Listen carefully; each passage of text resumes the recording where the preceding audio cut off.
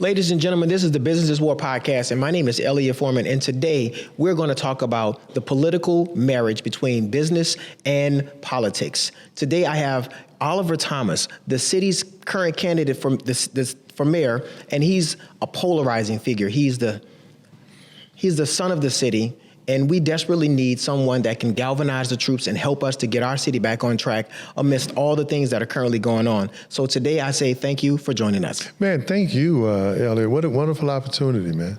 Listen, it's my pleasure to have you here. And most importantly, how are you doing today as you are now campaigning for the office of mayor? Man, I'm doing great. I actually love it. I've always fancied myself as a people person.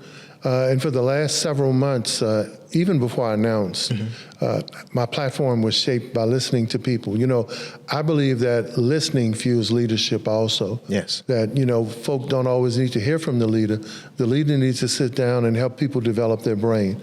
And for the last year or so, that's what's happened. And my platform I think, is a reflection of what I've heard from people, what they want, how they want the city to work, whether they live in the neighborhood or whether they own and operate a business. Well, I think that this time is a little different than more previous times. And I say that because our city is in dire straits. We're financially in peril. We are leadership-wise, we have some challenges. And the State of the Union we're going to talk about that today. Yeah. So my first question is, you know, mechanically, how are we doing as a city? Yeah, first of all, it's a very good question. And I've done probably every major network interview, and that's the first time anyone has asked me that's substantive in terms of the mechanics. I'll say it like this, the system be broken. Yeah. We have a lot of people. We have the plumber running the electrical department, the electrician running plumbing, the painter over carpentry. Now, that doesn't mean that they're not really very good resume in their field of discipline, but many people seem to be out of place with critical charter mandated services where we need the best people with expertise to run those departments and run those services. We have to do better. But we have a whole host of people, many who weren't trained in government. I don't know what happened to training.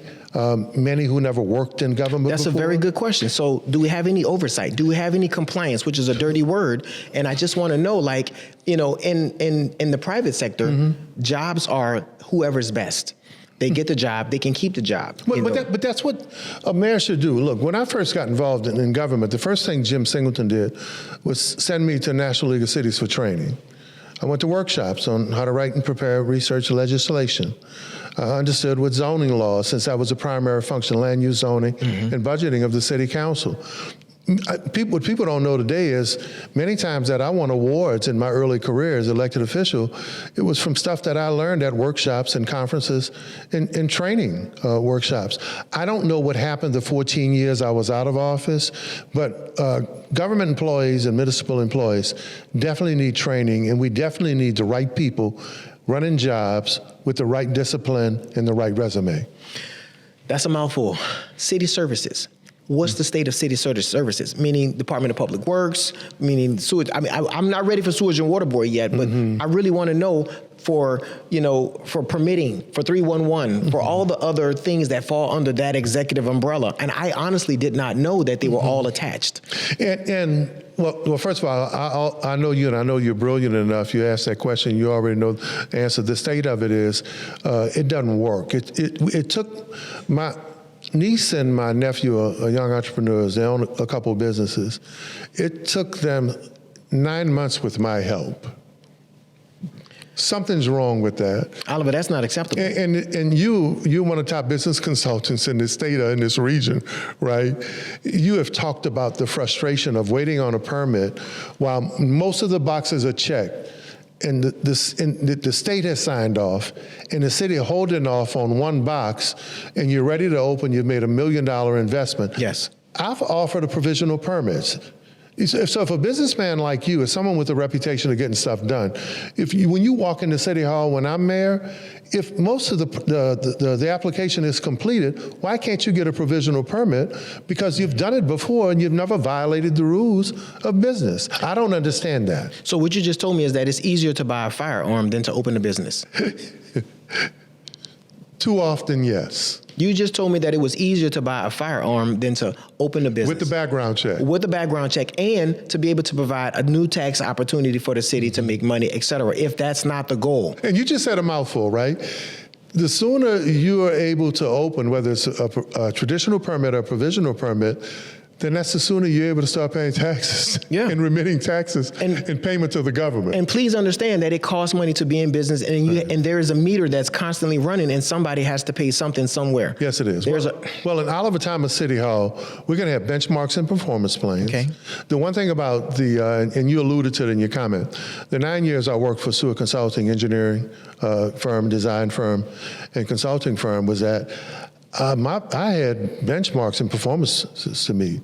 My territory was from Harris County, the Harvey Mitigation Project, to Mobile, to Airport and Shreveport, and several projects here in this region. I had to have a performance plan. I had to have deliverables. As mayor, I would expect my cabinet, I would expect my department heads, and I'm looking forward to working with civil service to set up performance plans and benchmarks and deliverables. I don't think that that's a far-fetched idea. In fact, the fact that we are talking about the fact that we need some measurable, some measurable means to be able to tell whether or not a person is proficient in their discipline and all that stuff. So it's just kind of frustrating because I'm like, you can't think of any, not a professional football player, basketball player, not a military man, not an athlete. There is nothing that's not going to require constant and ongoing training to continue to get better. And when I tell you that permitting or some of the other city services or doing business with the mechanical aspect of the city of New Orleans, I would say that it's been years, oftentimes even decades, that we haven't been able to be efficient. First of all, the only way we're going to get people to stay here and stop leaking residents or people bleeding population is to develop that confidence, become more efficient, and start having a better product called municipal government and municipal service. It's a must. If we don't do that, most places other than the sliver by the river and the tourist part, we're not going to be a city where people want to stay. We're going to be a city where people want to pass through, have fun with the culture, and leave. And that's not acceptable, especially not to our ancestors. Okay, Alva, let me also interject this other point, which is that the average U.S. family isn't having enough kids to maintain the U.S. population. So if we need 2.2 children per household in order to maintain the population, and that's just not happening. Because today, for the first time in the history of our recorded mankind, the 30-year-old woman is unpregnant and has not been pregnant in her lifetime so far.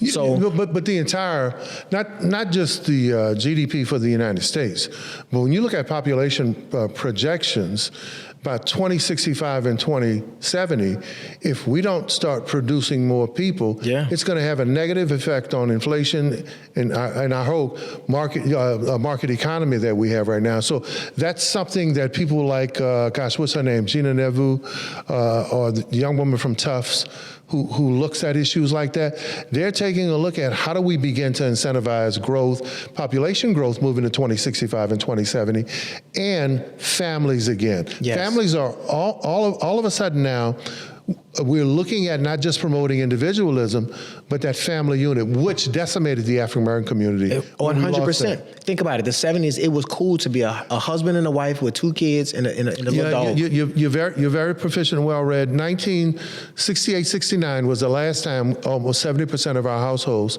had a male and female head of household, correct? I don't want to blame the entitlement programs on that. I don't. So give me your take on that. The entitlement programs in public policy did play a role. When the government incentivized that the husband not be in the home if he earned something, and that it would be counted against the subsidy for rent, especially for marginal, disparate communities, that had an impact. Once a young man made 18, that his income, if he had an income, it would be counted against that of the family, and that could impact the subsidy for housing and other benefits. That did have an impact. But the other thing is that, and you're profound in this, is that we were marketed to as individuals. Yes. We were marketed to as we didn't need each other. Yes. Family was a byproduct. And, I like to talk on social mores and tenets in history now. And I gave a talk not too long ago. I said, we're the only community that they want us to believe we can be whole with half. I think that's been not only a marketing effort. I think I don't even want to say it's strategic, because I don't believe that somebody sits there with a master pencil and starts manipulating. I just believe that, sometimes we are our own worst enemy. And sometimes, our culture can be the culprit. I'll say this. I used to not be a conspiracy theorist because I thought. And I want you to tell me if there's some legs to it. I want to know. Because I thought OJ did it, right? Yes. But I've seen enough, and I've learned enough, and I've traveled enough that there are people who engineer and socially re-engineer. And you have a business mind and a mind that deals with money and capitalism, so you'll understand this. If there were not people who manipulated how we live, how we act, and what we do, we would not be the largest consumer class in the world.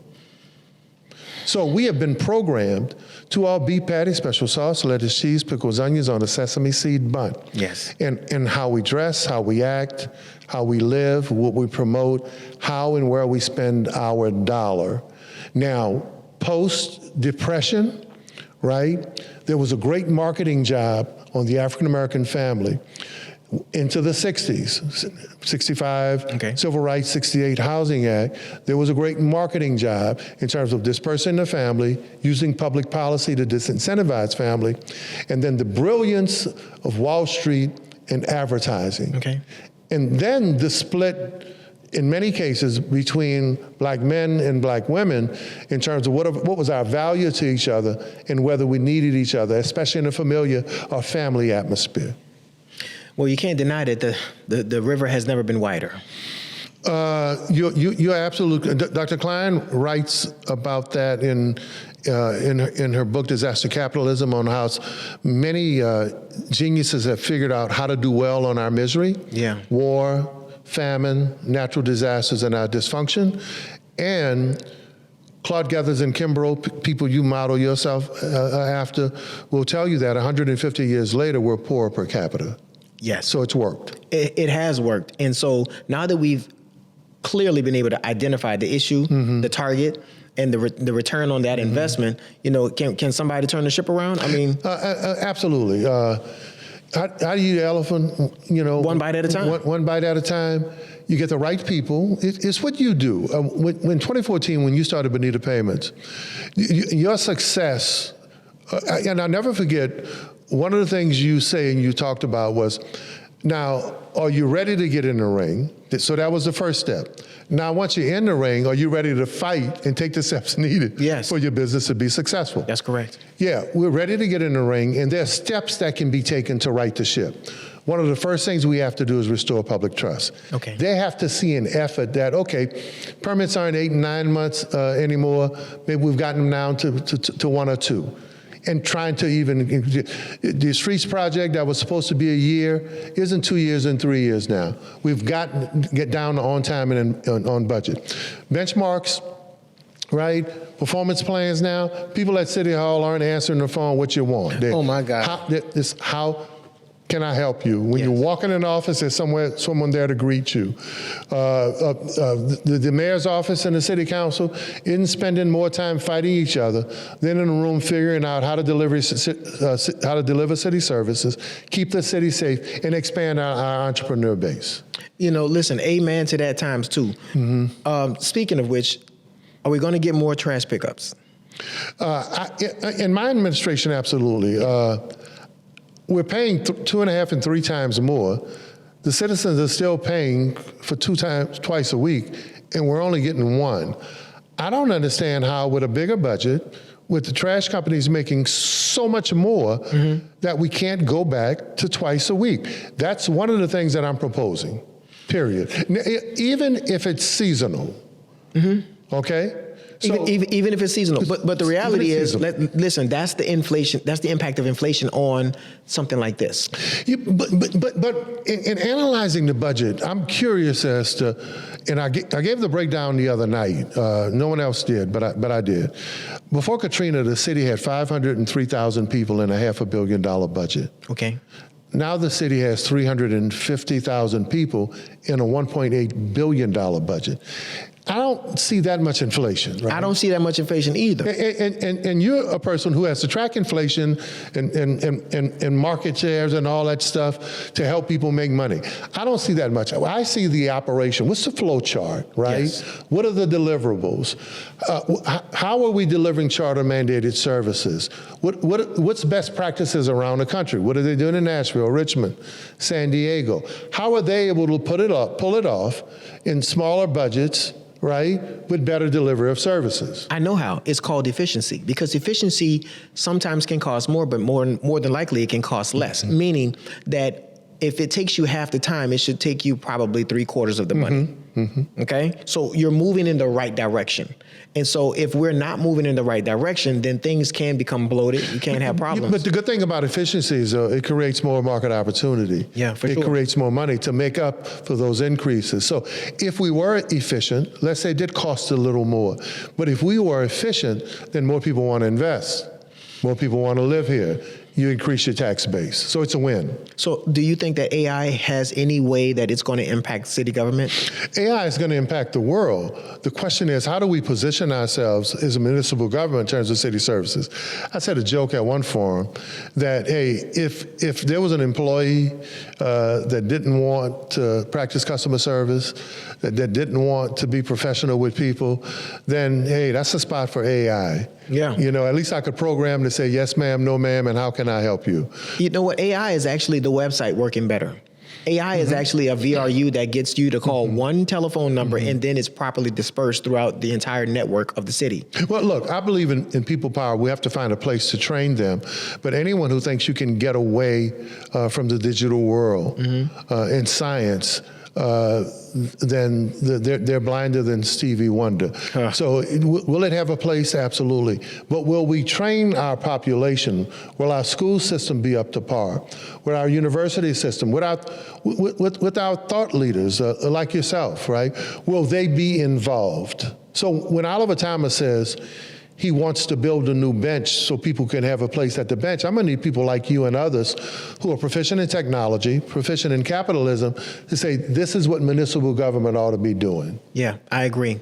Because the goal is to continue to get better. Correct. You know, I do travel a lot and seeing other cities that arguably look a little bit better, got a little bit more paint on the barn shed, you know, I kind of feel like I want my city to have that. I don't want it to lose its rich culture, its rich heritage, its great food, its vibe. This city has a vibe, it has a soul. And I want to put something around that soul to encapsulate it in greatness. So, but we have all the assets to do that. A river runs through it. The mighty Mississippi, what's happening with the widening of the Panama Canal, especially post-COVID, with it proposing with the new supercargo terminal down in St. Bernard Parish. I mean, there'll be tons of opportunity here. And what do we have? Let's increase our footprint. If I explain this to you, would you know what the place is? 9.5 miles of waterway, 5 of those 9 miles of beachfront, 2 of the busiest waterways in North America, the intercoastal and the industrial.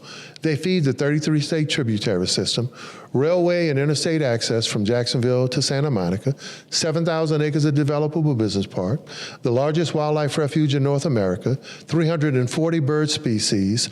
Birding is a billion-dollar business in New Jersey, and we have the largest migratory period. Ecotourism is growing all around the world, our natural topography. 27 subdivisions of the highest African-American earners of any municipal district. You know where I'm talking about? New Orleans East. New Orleans East. Am I the only one who sees that? Why is that? Well, getting back to the marketing, why do we not talk about that? Because they're haters. We have been programmed here in New Orleans, right? So think about it. When you take on a client, the first thing you have to do is prepare them to go in the ring. And if they're in the ring, you got to know how many rounds they can go, yes, and if they can go till the end. And you prepare them for that. But you build on their strengths. We're one of the few places where we start with a negative. Wow. And that's unfortunate too, because I think that it gets a bad rap, and it needs some more paint on the barn. And so, but that's what we need leaders to invoke trust. Yeah. Okay. You can have a client who you know they have some interests, you know they have some capital, you know they're smart, but might not have confidence. Okay. That's where Elliott Forman comes in. I can do something with that. You can do something with that. That's the kind of leader we need in this city. Question for you. What would you say to a person that's getting ready to move to the area and they have a question about flooding? I would say that right now we're looking at continuing to partner with the federal government and the state to make sure that our drainage system works. Stormwater management is a major topic right now. Everyone's talking about it. There's an effort to take a look at those drain lines that feed into the outflow system and how we manage them, replace them, and clean them. And there's never been a greater emphasis, especially in the last 12 years, on how the Sewage and Water Board operates. That pressure, that oversight and that accountability is gonna get us, and it's getting us a better product and more accountability. And the management level right now, especially with those bills, man, when the previous administration to this one bought that billing system that was sending people, like my uncle had a $97 a month bill for 20 years, and then he gets a $9,000 bill. I think we're getting a hand on We got to do better than that. We got to do better than that. So listen, to the engineer, if that's not your wheelhouse, then, get the technologist to help you with that. And I've always been a business owner that was willing to ask for help. And so I'm wondering, is it in the budget? Do we have the ability to take and expand opportunity and maybe do something? Because the idea is growth, right? I have a quote that I tell people. I'm smart enough to know I don't know everything, and I know a lot of stuff. So when we build this new table for New Orleans, I'm going to be looking for people who have expertise to help us build a municipal government that can deliver those services. I don't want to just rely on City Hall. I want to rely on all the expertise, man, all of the goodwill that people. We're not going to reverse this trend and build trust and create more hope unless we do it together. Let me tell you something, Oliver. If you fix it, people will forget that it was bad. Absolutely. Let me tell you why. Because when Drew Brees was under the center, we forgot that we had brown paper bags for decades around it's here. Like it never. Yeah. It's like it never happened, huh? It's like one of your clients who was broke at one time. Yeah. And so now, and I sincerely mean that, if you fix it, right. And by fix it I mean let's really make government Correct. work. That's right. Let's raise the hood. Let's inflate the tires with some nitrogen. Let's get some new treads, oil change, the whole thing. You gotta tune City Hall up. But let me tell you, it's not only doable, it's possible. We put the right team together. It has to happen. I use that because of a story my dad, I shared that with my dad and my brother and I. We were leaving the Lower Ninth Ward. I was playing ball at the Desire Community Center, AAU ball one summer. And me, him, and my brother were driving the back bridge, back of Florida Avenue, right? Quicker to get to the project and community center there. So as we were driving through the Lower Ninth Ward, naturally it changed, man. It was the early 80s, drugs, crack. Of course. Had an impact on. So my dad asked my brother, so what do you see? And my younger brother, late Ronaldo Thomas Sr., he said, well, Dad, it's a lot of drugs now. It seems to have gotten worse in the neighborhood. So he asked me the same thing. I said, well, Dad, I see the same thing. Drugs, crime has had an impact on our neighborhood. He pulled over to the side and he said, let me explain something to you. If you want to make a difference, you're supposed to see opportunity. He said, always remember this. If something is at the point where it looks real bad, ain't no place you can go but better if you're willing to do the work and spend the time. He said, when you look at poor communities, that means a few people took a lot of money out of it. That moment, I changed my attitude about despair. It's how I was able to go through what I went through and then get off my knees and bounce back up and say, you know what? There's a better opportunity ahead of me. That's New Orleans. Yes, sir. Now, I'm glad I don't have young kids because I cannot imagine having to deal with where I would put them for school. What's the state of the public school system here in New Orleans? Abroad, what's the new 2025 conversation around it? Well, first of all, Americans are not achieving at the international average. We have to do better all across the board. When you're talking about AI, if we don't get a young group, a professional group, or a group that's in pre-K as well as post-secondary education to be proficient with the new digital age, we're going to lose to Asia and Europe, India and Pakistan and other emerging companies. We have to make sure that our kids can read, write, and comprehend and at grade level. and do basic math at grade level. Anything else is unacceptable, because what do we know? 69% of violent juvenile offenders are functionally illiterate. Too many young kids in New Orleans don't drop out after high school, they drop out after the 6th grade.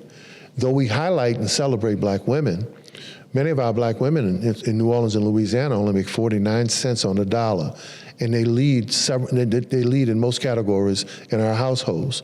So if we don't deal with that emerging class of young men and young women, I want to have programs so that every kid, 3 or 4 years old, has opportunities pre-K in programming to help them be more proficient and more literate. That's even though the mayor has nothing to do with education, this mayor is going to have something to do with education. I'm asking you as the chief of staff. I'm sorry, the chief of the city to kind of put your hand and weight everywhere you can, because I mean, obviously, if it's broke, you got to fix it, right? Correct.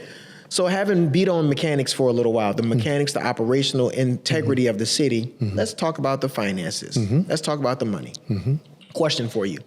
What's the annual budget? $1.8 billion now. Okay, $1.8 billion. Do you know if you gave me $1.8 billion, I would plant new trees and pave I'd build new buildings. I'd erect statues with me all over the city. I don't even understand that. A year? Right. Well, in a city with 150,000 fewer people than it had. That's what I'm trying to tell you. Smaller budget. Now you understand why the average citizen is like something is functionally not working. You have so much more money with so few people, and you still can't pick up my trash twice a week, Mr. Thomas, even though I pay for it. Mr. Thomas, somebody has to answer that question, because guess what? I pay my taxes. I want the answer to that. A $1.8 billion budget, and we are functionally disabled and unable to operate at any level of maximum proficiency. Listen, we got enough money to pump water out the city before it come in the city. Elliott, Dr. Forman, I have asked that question because as a student of the budget, someone trained by Jim Singleton, watching him and the late Joe Giarrusso and others who were budget gurus, it didn't make sense to me how the budget could be so much bigger and with so fewer people and not be able to deliver at least services that were up to par. It does not make dollars and cents. So what I propose is benchmarks, deliverables, and performance plans. Some audits, but people say audit, they throw audits around all the time, but that means you're paying somebody to do an audit, or this is what you got. No, I think a lot of it has to do with performance and outcomes. So if you mentioned safety and permits earlier, if safety and permits handles, let's just use a number, 15,000 applications for permits a month, times the 30 or 40 people who work there, based on standard operating principles or best practices in other cities, what should be your deliverables? How long should it be? And what should that cost in days? I want to know those things. So now when I get to a point, like I got to a point when I was in private practice doing business with the city, when I went to the department and they had 30 permits in the stack, if I'm running the city, I'm going to want to know, I want my cabinet to know, if you got 30 waiting to be processed, how long will it take you to get to 25? And when you get to 25, how long will it take you to get to 20? Yeah. So how long will it take you to get to a whole new stack? We don't have that type of performance audit or benchmarks anymore. Oliver Thomas wants to have that. I want to have staff meetings. I've heard that there are some departments haven't had staff meetings in a couple of years. That's crazy. That is unacceptable. That's unacceptable. That's absolutely unacceptable. And I think it's very important that we talk about that. It's because our city can't move forward unless we handle the money the right way. And people aren't going to trust us to give us more. Okay. Do we have a surplus or do we have a deficit right now? We're potentially looking at a $70 million deficit. Some people are talking about it, but in a $1.8 billion budget, that's just some accounting back and forth, a project here, there, swapping something here, there. I'm not really worried about that. But the point of emphasis is what you said moving forward. How do we utilize, how do we disperse, how do we maximize that $1.8 billion budget in terms of efficiencies? Yes, very much so. Period. So that's what I want to know. The same thing that's working in your head, that's what I want as mayor, that's what I'm going to want the public to know, but I'm going to do something different. While we're massaging that budget, while we're saying here are the deliverables, I'm going to have it open so that people can see it. I think that's important. It's going to be transparent. I think city government and the financial checkbook should be open for us to see it. I think if we actually are using our legislative process and we're voting on stuff and it's getting up and down and yeas and nays and we're knowing where the money is being allocated, I think that should be transparent too. I mean, we have to, because at this point right now, somebody got to answer that question. Where's the money? I had a young woman business owner who said, you know what, I don't want to give the city nothing, but if services were on time, if the city was creating an atmosphere where I can make more money and expand my business, I wouldn't mind paying more, but not now. Let me give you an example. Why do you think small businesses go into a mall like Lakeside? It's because they're putting anchor tenants, they're marketing, they're driving traffic, there are billboards all around the highway. You can go to a shopping destination zone where it's safe, it's very, very, very, beautiful, it's aesthetic. So that's where a business owner would want to pay the high rent for being there. So she's saying as a business owner in the city that she doesn't want to pay because she's not getting those billboards and things. But said wouldn't mind paying if she thought that services were delivered and they were dependable and on time. So we have to build that trust that we talked about earlier. And I don't think it's going to take a decade or two to do that. I think we can do it immediately by just showing the effort, being transparent. This is where your money's going, and this is how efficient we are at delivering those services, better than before. Do we have anything government coming down the pipeline, meaning like any more FEMA projects or anything that we have for the city? Yeah, we actually had the press conference today with the mayor and Jill Threat and the Save Our Souls group with some renderings for the new municipal auditorium.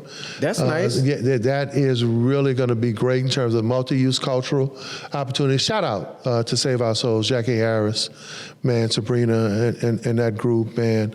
Especially representatives from the Treme.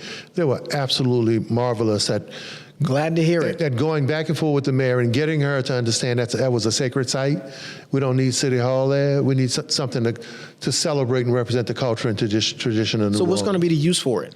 Talking about multi-use cultural, back to probably a lot of balls, stuff that had to do with tradition, events. Ro Brown was someone who talked about jazz clubs and music clubs, different venues. It's big enough to cut down into a whole lot of different uses that represent our tradition and our culture. Because it hasn't been in commerce for a while that I know of. It's been a long time. You know, I mean, the late Jim Hayes and Ron Chisholm, man, fought that it would maintain an iconic part of the Treme. Part of my dad's family, all the way back to the Black Cat, Leon Martin, right? And my dad's side of the family is from the Jalukes, the Boyds, the Augustes, the Martins, the Francis. Says that part of his family, man, comes from the Treme 6th Ward, real prominent in that area. Yeah, and Bayou Road is right over that way, and that's the oldest street in the city. Is that correct? One of the oldest, that I know of, yeah. Well, let me ask you about District E. Tell me what's going on out there. Well, first of all, that's a great question. Right now, District E is leading in violent crime reduction. Beautiful. The police chief consistently has highlighted those stats. I've enjoyed walking the district with Chief Kirkpatrick, walking the different district with our captains, DeLarge, now Captain Stamps. I have an after-school program that focuses on our youth. We still do our mentoring. The Six Flags project, they talked about it for years, but now there's a strategic master plan. It's finally funded. Good. Six Flags is 90% demolished now. Beautiful. There's a lease with Alvin Ross Studios to do a movie studio. The Bayou Phoenix plan is working on water park, sports complex. We have an $11 million investment on the corner of Crowder and Chef. It'll be one of the, if not the largest gas station and EV station in the city. African-American businessman, developer, Henry Consulting is doing that, plus a food court. United Way Prosperity Center is on Morrison in Crowder. Wardell Bourgeois, a new Smoothie King on Bullitt, Propel Park. near Michoud. People are trying to make people think because of politics that nothing's going on in the East. And we got a lot of people buying up land back of Haynes and back of Paris Avenue. Don't sleep on the East. Hey, I'm about to come out there and get me some swamp land too. God ain't making no new land. We know where it's at already. I'm coming to get me some of it. You can best believe that if you tell me there's an opportunity out there, I'll take that tax tip. That tax tip, I'm coming. So, Mr. Forman, think about this, right? We're going to have one of the largest deepwater ports in the world that's going to access the mighty Mississippi, the 33-state tributary system, access to a widened Panama Canal, and guess what roads connect to that? What are they? The Green Bridge, Michoud, Paris Road, 510. Yes. Okay, well, listen, that sounds really good. And I'll tell you something. I mean, where private practice and entrepreneurialism meet politics and process, I believe there's providence. Right. Okay, and so I just feel like somebody got to start having good conversations around good fireside chats and making things make sense because, you know, if you look at some of the greatest cities in the world, they had great men that were powering the initiative and women that were powering the initiative. And so I feel like New Orleans, we've gotten to the point to have you ever heard the term that we are the northernmost Caribbean city? Oh, absolutely. We're different. Yeah, we are. So think about it, right? And I'll give myself a little credit, right? I'm ready to get in the ring. There you go. There you go. Yeah, I don't need training wheels. Yeah. I've been knocked down and got up. Yes, sir. I know how to get back in the fight. Yeah. And I don't need anybody to train me, give me institutional knowledge. Okay, well, let's talk about the state of New Orleans. When I say the state of New Orleans, obviously our current commander-in-chief is under the heavy hand of the government. How can this city operate with that particular black stain, that black glove, that weight? And right now, the weight is not only on her, but it's on our entire city. Well, you know, as someone who's gone through that before, no one has a better understanding than me. I've learned from my past. I'm a much better person because of it. I took responsibility. Part of my cabinet is going to be an office of integrity and transparency. Excellent. That's going to be an office. Excellent. That office, every cabinet member, every department member is going to understand how to function based on the highest ethics, the highest principles, and the highest level of transparency. And this is going to be a part of your administration? That's going to be a part of my cabinet, my administration. You cannot get a job unless you go through those workshops or trainings at the highest levels of integrity and transparency. You know what? That's nice. Is that currently in? No. Has it ever? No. But it will be. Well, listen, I support you on that. I think that that's a great idea. Now, what is next for the city council? What's going on over there? I mean, that's the legislative aspect of it, right? We're about to go into budget. So it's a great question. We're about to go into budget. Now, do you have negative Noel over there or do nothing Darren? Which one do you have over there? Because I want to know, do we vote yes on anything and do we do it together? I think... Mr. And I'm being funny. No, I'm being funny, you're being on point, right? People are tired of the back and forth. Yes. They're tired of the fighting. And we need to be legacy building right now, moving out of this phase of politics into whoever the next administration is going to be. Yeah. Our budget chair, Georgia Russo, is committed to working with the mayor. I'm on the budget committee. I'm committed to working to make sure that we deal with this potential deficit. I think we'll be able to deal with it, but also put the best product in that budget. Like you said before, if we got $1.8 billion, how proficient and efficient are we going to be with it? And I'm looking forward to, of course, Gilbert Montano, the CAO, is leaving. Joe Threat, who's a workaholic and a real kind of get things done kind of guy. I'm looking forward to see how he's going to be in that role. But I think the public has put so much pressure on the council and the administration. What they've said during this whole political process, we're tired of the fighting. Yes. We want to see y'all work together. I'm hopeful you're going to see that. I'm going to say it again to the city council, to the administrative branch, and every other branch of government in the city of New Orleans. We are tired of the bickering. Yeah. We are ready for our city to move forward. If you are not the person for the job, then please step aside. And I can say that anybody who wants a political future, who wants history to regard them favorably, need to start working together. I know I'm ready. Okay, all right, let me ask you. But I'm the only person who asked for a retreat. I asked for a retreat 3.5 years ago. I said, let's get in the room with the administration. Hello. Evertree, and I did it over a year ago.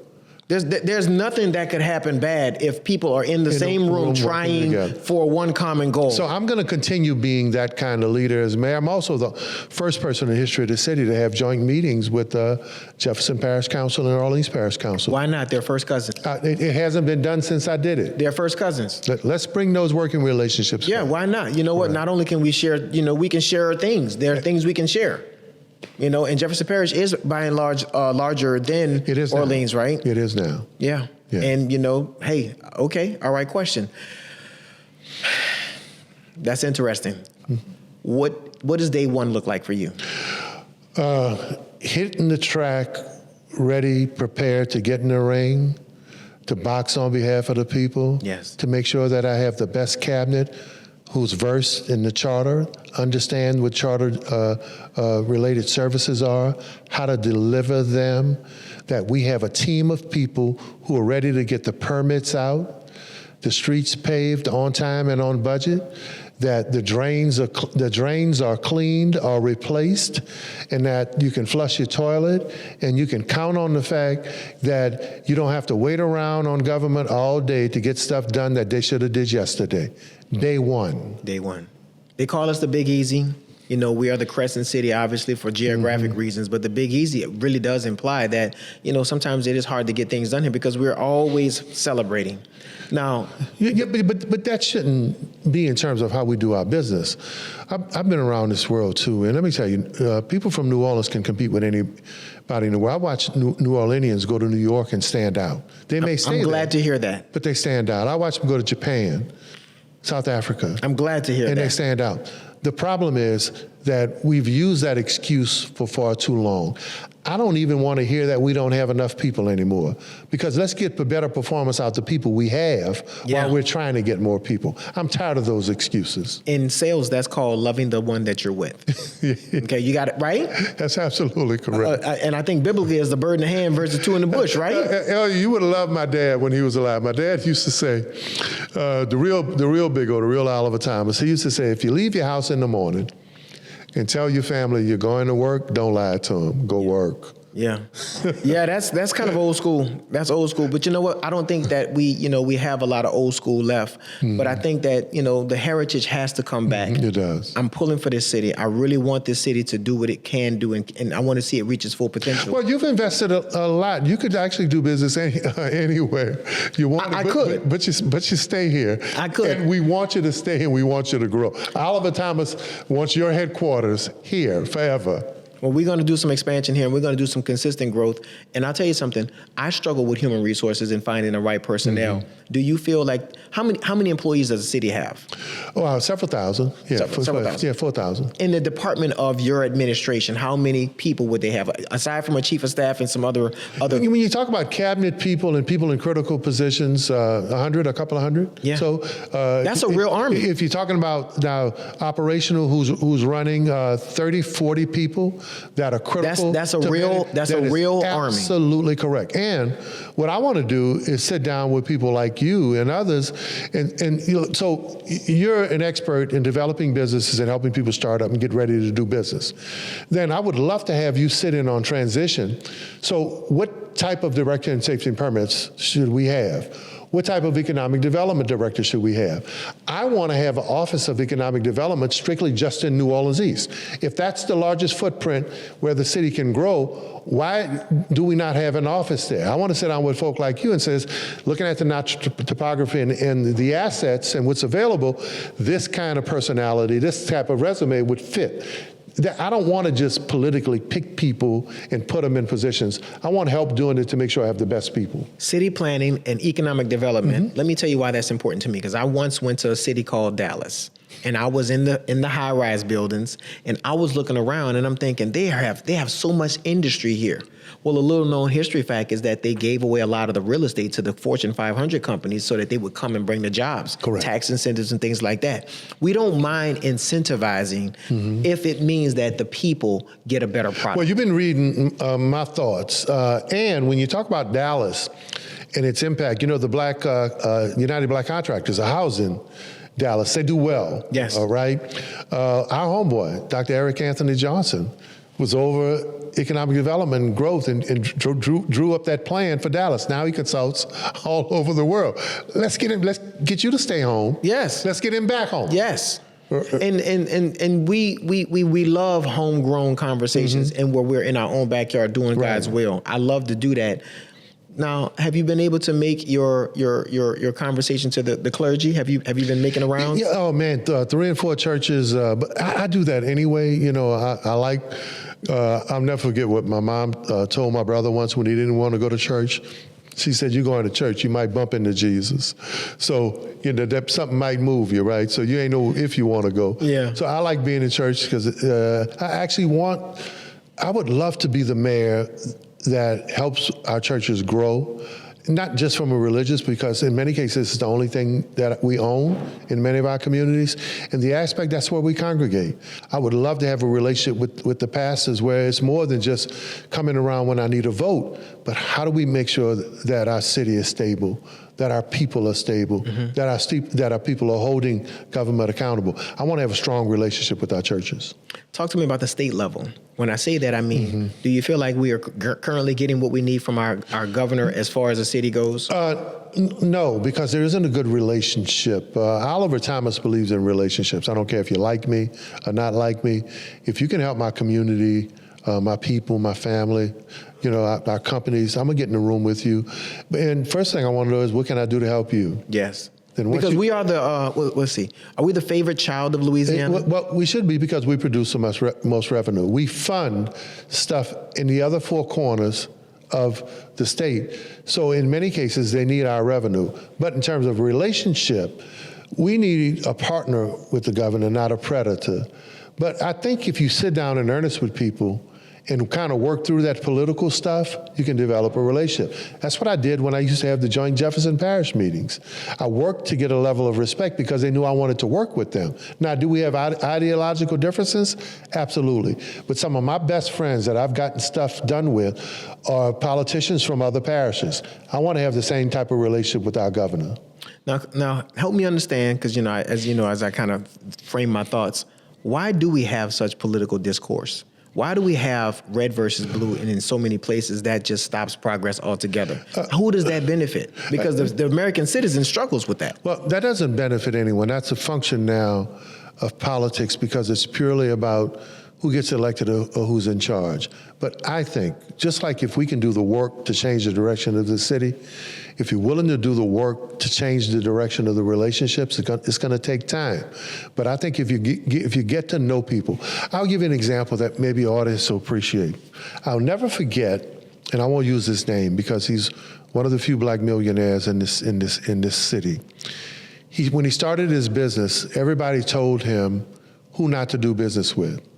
And him and I sat down one day and I said, "Hey man, everybody who they told you on the list who not to do business with, go see him and ask him for some business." He went to St. Tammany Parish and went to the house of a gentleman who had a Confederate flag up and all this stuff to the Confederacy. And he talked to him and he said, "Hey man, I understand that you deal with infrastructure and stuff like that. I just started one of the first minority-owned companies, and I want to know how I can do business in St. Tammany Parish." And that man looked at him and said, "Man, you got enough guts to come to my house and ask me to do business." And guess what? He did business. Yes. Look, especially if you're trying to accomplish something, don't let what somebody said about something stop you. Don't let what you see in someone stop you. Only let what they do stop you. Okay. And if they don't stop you, do business. Be successful, help your community. Mr. Thomas, I want you to look at my audience and tell them right now why you are the candidate for the job. First of all, this is a job that I want. I don't need training.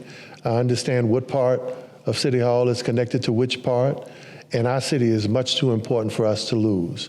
Not only can we deliver better services, not only can you have a mayor that makes it easier to do business, get your trash picked up twice a week, get your permits on time and in time, and allows this city to grow and broadens the footprint for growth. Has an economic development office, not just downtown, but also in New Orleans East, is willing to talk with our delegation, talk with our governor, talk with our neighbors about how we help them and how we help our city, but also the kind of person who's willing to motivate us to be responsible for the things we're responsible for. Let's be better parents, right?